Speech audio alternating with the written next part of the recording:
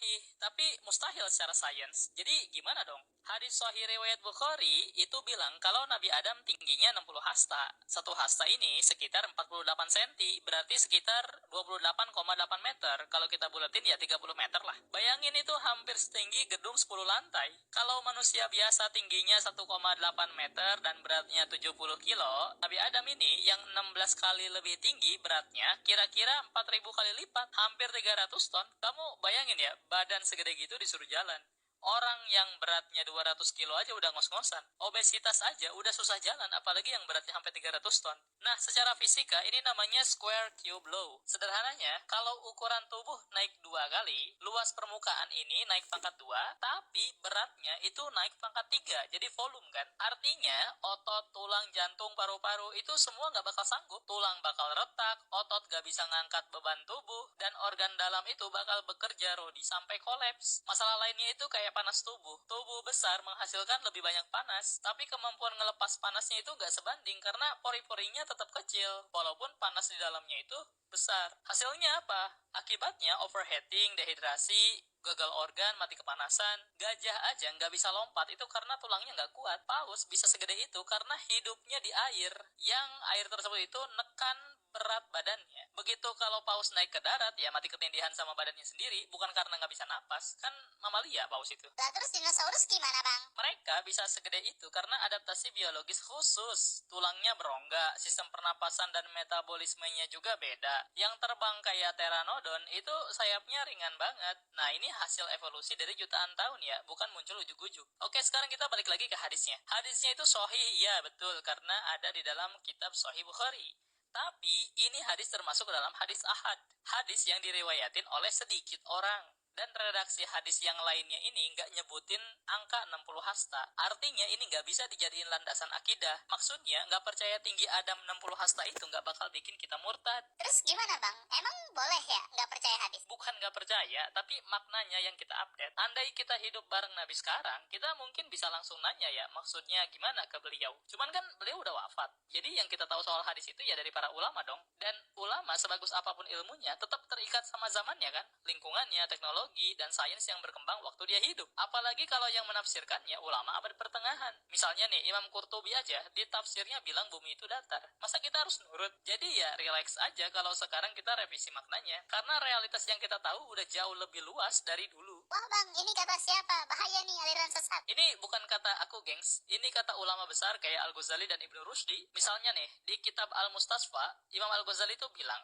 akal boleh aja nggak ngerti isi wahyu, tapi wahyu nggak mungkin ngasih sesuatu yang akal anggap mustahil. Artinya, kalau ada teks yang kelihatannya nabrak realitas, ya maknanya yang perlu kita pahami ulang, bukan realitasnya yang disalahin. Ibnu Rushdi juga ngomong hal yang sama di kitabnya Faslul Maqal. Dia bilang, kalau penjelasan rasional terasa lebih kuat daripada makna harfiahnya, ya udah ambil yang rasional, sederhana. Soalnya tujuan tafsir kan buat nemuin makna yang paling masuk akal ya, bukan maksa akal nur.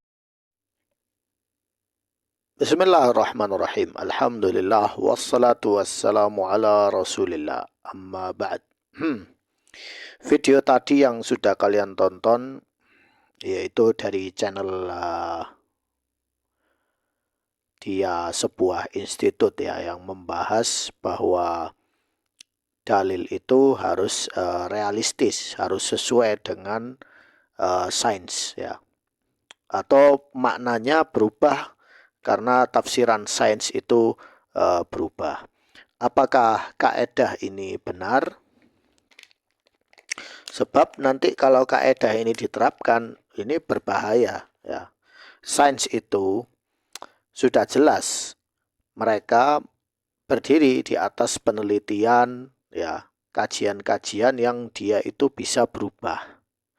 Adapun dalil yaitu nas dari perkataan Rasulullah Shallallahu Alaihi Wasallam itu tidak mungkin batil ya. Artinya kalau ini hadis sahih ya, perkataan beliau dan sudah diperiksa sanad hadis ini berulang-ulang dan matan hadisnya tidak bermasalah, berarti hadis ini sahih ya.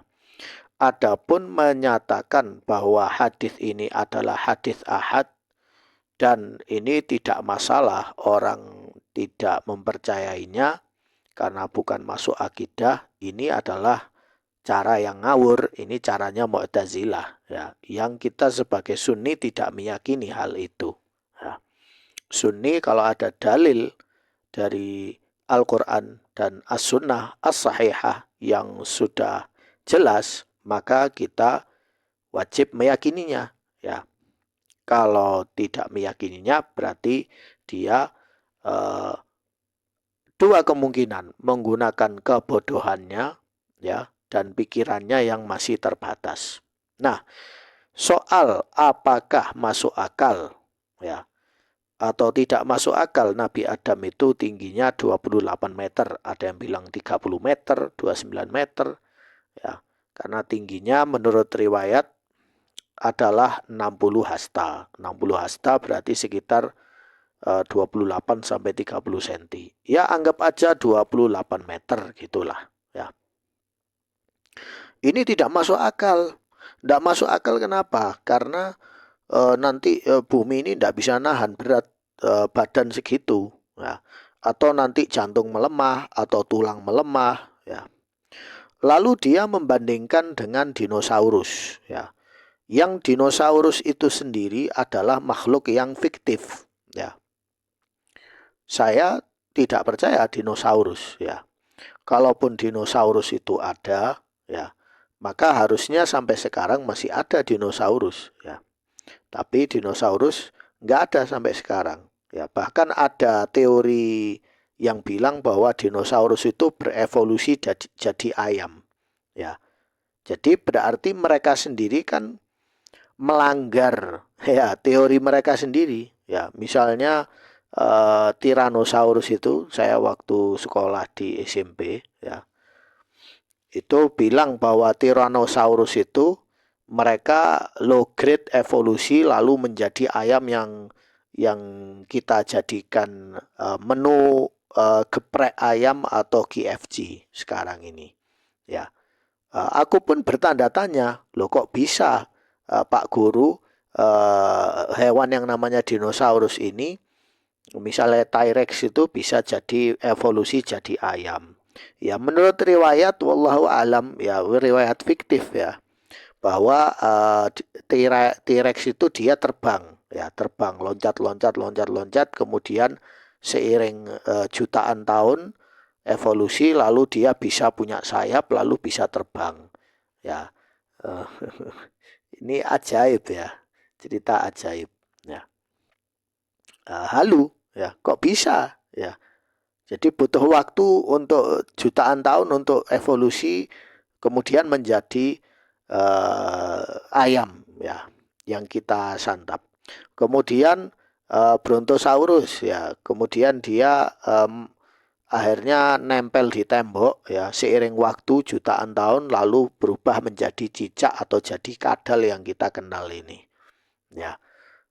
Mereka sendiri yang buat teori seperti itu ya. Brontosaurus yang tingginya segini ya bisa berubah jadi cicak atau jadi kadal ya. Sedangkan Nabi Adam alaihissalatu wassalam yang tingginya 28 meter, mereka nggak percaya Nabi Adam seiring waktu keturunannya ya menjadi tingginya seperti sekarang ini ya.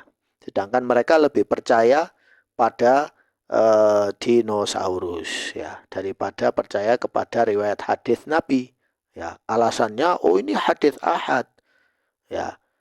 Ya ini kalau orang ini di hadapan saya akan saya lempari buku di wajahnya itu. Ini loh yang bilang teori dinosaurus berubah jadi kadal atau Pteranodon itu berubah jadi kelelawar. Ya ini prosesnya gimana ini? Ya, jadi mereka sendiri melanggar logika yang mereka buat. Ya. Jadi cobalah kalian itu untuk tidak menjadi bahan tertawaan ketika membuat konten itu. Ya. Lalu kita kembali. Ya. Misalnya di sini ada perbandingan. Pohon yang paling tinggi itu apa? Ya. Jika jam menara di Britania itu tingginya segini, ya masuk akal yang bangun manusia tingginya misalnya minimal 150 cm tinggi manusia misalnya, rata-rata 175 170 ya. Kemudian piramid ya. Banyak hal-hal yang di dunia ini yang tidak masuk akal. Seperti piramid, sampai sekarang ahli peneliti sains itu tidak bisa membuka kode bagaimana piramida itu dibangun atau bagaimana tiang-tiang yang tinggi itu bisa berdiri. Obelisk itu yang tugu itu yang diukir ya dari batu yang sangat keras itu, bagaimana cara motongnya. Itu sampai sekarang mereka masih belum menemukan banyak hal-hal di dunia ini yang tafsirnya belum dijelaskan. Ya, bahkan tembok Ya'juj dan Ma'juj itu yang dibuat oleh Dzulkarnain sampai sekarang nggak ada yang bisa menemukannya. Jadi karena otak manusia itu masih terbatas ya. Kemudian apakah memang benar bahwa Nabi Adam itu tinggi dan itu masuk akal? Saya jawab, iya masuk akal. Kenapa? Karena bumi waktu itu tidak seperti sekarang. Ya. Bumi waktu itu kondisinya tidak seperti sekarang. Ya. Iklimnya, panasnya, dinginnya, hutan-hutannya, masih banyak pohon-pohon itu yang berbeda dengan pohon-pohon yang sekarang. Pohon-pohon yang tua-tua itu sudah banyak kita tebangi. Ya, bahkan banyak sekali teknologi peradaban masa lalu itu yang punah, yang belum bisa kita kembalikan lagi.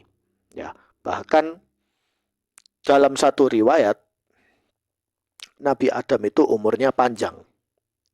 Karena Nabi Adam itu umurnya panjang, otomatis tubuhnya wajar kalau besar. Ya. Itu alasan pertama, soal umur. Kedua, kualitas tubuh. Tubuh Nabi Adam itu beda dengan tubuh kita, kualitasnya. Sehingga dia punya banyak keturunan. Ya. Bisa menghasilkan anak lebih banyak. Ya. Kemudian keturunannya Nabi Adam yang jaraknya masih dekat, seperti Nabi Nuh, nabi-nabi yang lain, itu mereka kualitas tubuhnya beda dengan kita, ya jelas beda. Umur mereka juga lebih panjang. Kemudian alasan berikutnya, Nabi Adam kenapa makhluk paling tinggi? Karena beliau diciptakan oleh Allah melalui proses yaitu mengambil dari tanah-tanah bumi.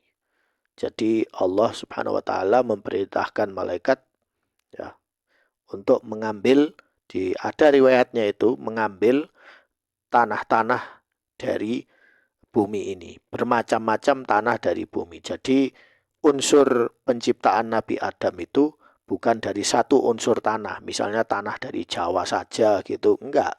Tanah dari berbagai wilayah, seperti itu. Lalu Allah ciptakan melalui proses, melalui racikan, kemudian ditiupkan rohnya, akhirnya hidup jadi Nabi Adam. Nah, itu ada riwayatnya. Jadi masuk akal kalau tubuhnya besar. Ya, besarnya seperti itu. Karena melalui proses, tidak seperti kita. Ya, kita ini sudah low grade, downgrade. Ya, sudah tidak sehebat orang-orang dulu. Ya, orang-orang dulu masih tinggi, masih besar. Ya, membangun bangunan dari batu. Ya, teknologi mereka canggih, ya.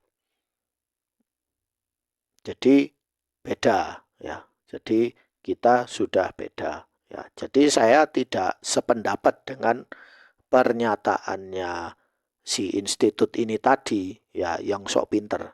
Ya, tetapi saya ikut dalil yang ini karena masih sesuai dengan logika, ya.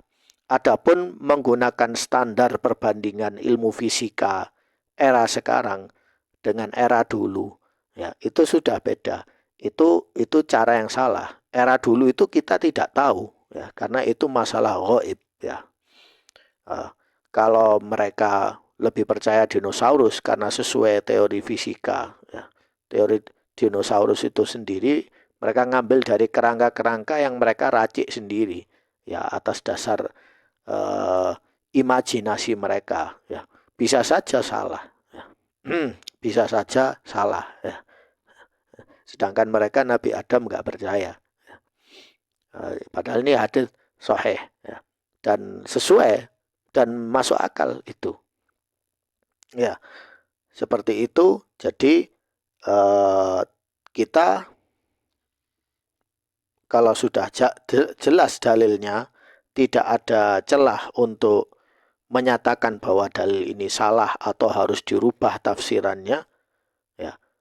Kalau para sahabat mendengar hadis ini mereka percaya, ya, karena mereka sendiri nggak sibuk ngitung, oh tingginya segini ini, ya mereka wajar percaya saja karena kita aja sekarang yang hidup di era ini, misalnya ada orang hidupnya lebih dari 100 tahun, ada orang seperti itu, banyak orang yang nggak percaya, ini orang nggak masuk akal umurnya di atas 100 tahun, ya.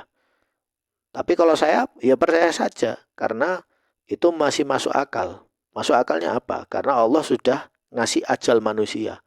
Walaupun Allah memutuskan ini orang sudah usianya di atas 100 tapi belum waktunya mati, ya tidak akan mati, ya. Masing-masing manusia punya ajal. Kemudian sebab lain mungkin sebab kesehatan, kualitas makanannya, kualitas pikirannya, itu yang menyebabkan usianya panjang, ya. Tapi faktor utama adalah kematian dan kehidupan manusia itu sudah Allah tentukan, ya. Jadi kadang ada hal yang tidak bisa kita tafsirkan secara logika kita, ya. Tapi kita imani saja. Sekian dari saya, semoga bermanfaat.